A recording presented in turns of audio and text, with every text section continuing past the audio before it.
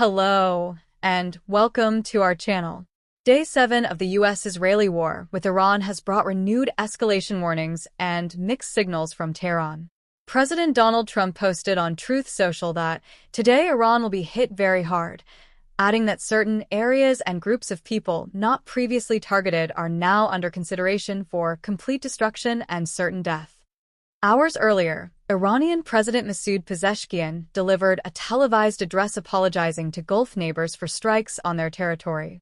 He pledged Iran would halt attacks unless future aggression originated from those countries, calling them our brothers. Yet the apology included a clear caveat. Iran retains the right to defend itself and will continue targeting U.S. military assets in the region. Shortly after the speech, air raid sirens sounded in Bahrain and Doha as Qatari defenses intercepted ballistic missiles.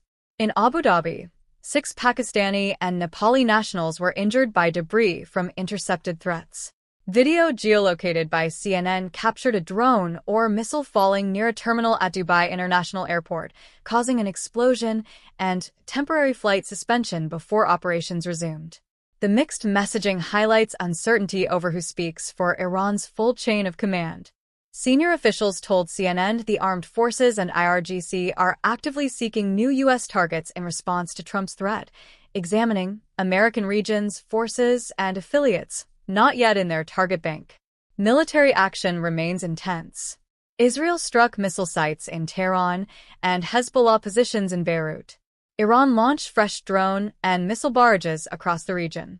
In Lebanon, Israeli evacuation orders expanded to entire Beirut neighborhoods, with renewed waves targeting Hezbollah in the south, Bekaa Valley, and Tripoli.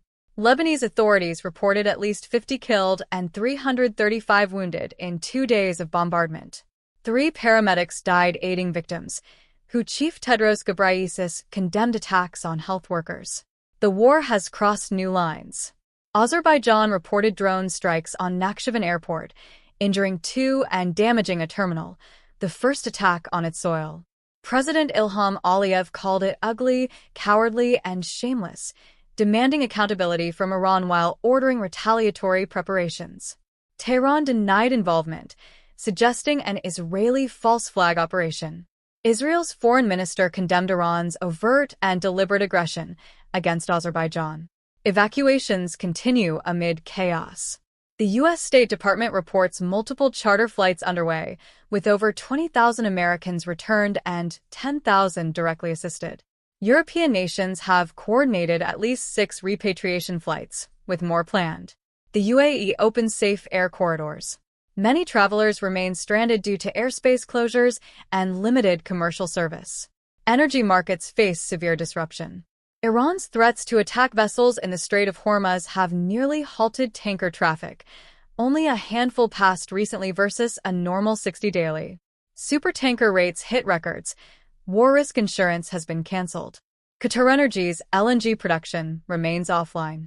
U.S. crude and Brent prices surged this week, with analysts warning of $100 plus Brent if the strait stays closed, risking global inflation.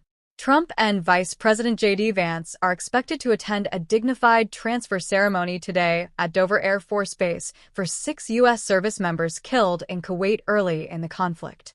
In Tehran, CNN crews witnessed heavy overnight bombardment, with smoke rising over eastern districts. Residents described intense explosions shaking windows and forcing families into hallways.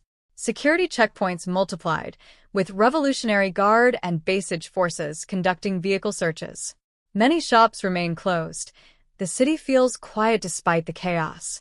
Prominent Iranian clerics are urging the Assembly of Experts to quickly select a new supreme leader following Ayatollah Ali Khamenei's death.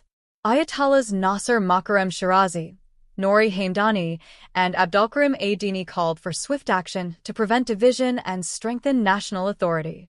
The Assembly's calm building was heavily damaged in earlier strikes, and it remains unclear if they have convened. This conflict has redrawn risk maps across the region and beyond. European nations have bolstered defenses. The UK deployed extra Typhoon jets to Qatar. France permitted limited U.S. non-combat use of a mainland base while sending its carrier group to the Mediterranean.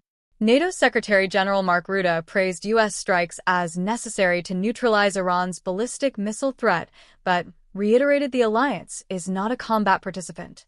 As smoke rises over Tehran, sirens echo in Beirut and Doha, and families await news in Dover, the central question remains: can Pezeshkian's apology lead to a real pause in Gulf attacks, or is it tactical messaging while the IRGC plans a larger response? What do you think? Will we see de-escalation toward Gulf states, or is this a brief pause before the next wave? Share your thoughts below. If this update helped you follow the fast-moving crisis, like, subscribe, and hit the bell for the latest. Thanks for watching. Stay safe, stay informed. See you next time.